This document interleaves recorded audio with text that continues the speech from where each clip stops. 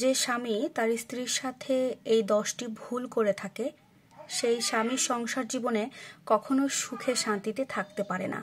শুধুমাত্র সেই একটা মানুষের এই 10টি ভুল করার কারণে সংসার জীবনে, দাম্পত্য জীবনে অশান্তি, কলহ লেগেই থাকে। চলুন বিস্তারিত আপনাদের সাথে আলোচনা করা যাক। একটা সংসার সুখী বানাতে শুধু স্ত্রীর উপরে দায়িত্ব চাপিয়ে দিলে চলে না।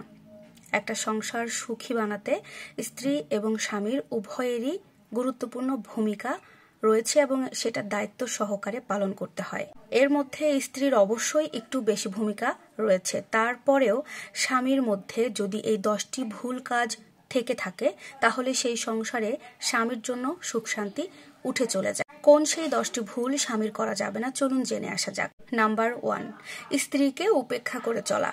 বিভিন্ন সংসারে খোঁজ খবর নিলে দেখা যায় বা আমাদের চোখেও পড়ে যে সংসারে স্বামী তার স্ত্রীকে তেমন একটা মূল্যায়ন করছে না।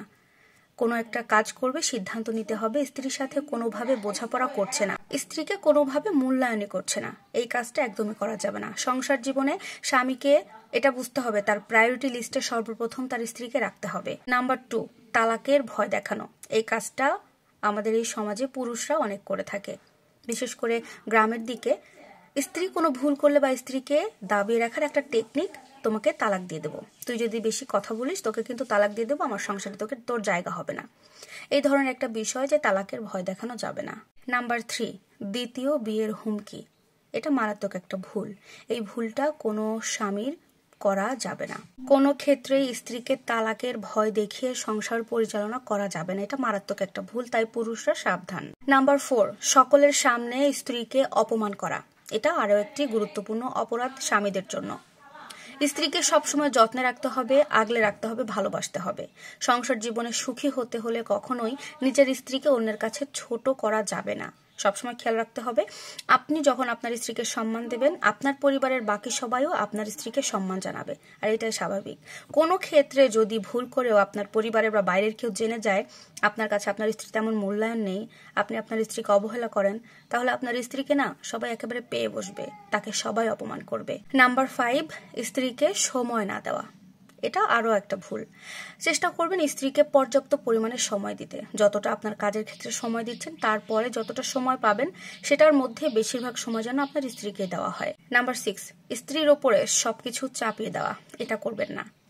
স্বামী এবং স্ত্রী উভয় নিজেদের উপরে ইচ্ছাকৃতভাবে সমস্ত কাজ ইচ্ছাকৃতভাবে করবেন এবং দুজনে মিলেমিশে করবেন, তাহলে কারোর উপরে প্রেসার পড়বে না এবং সংসার জীবনে সুখী থাকতে পারবেন। নাম্বার 7, কথায় কথায় দোষ ধরা।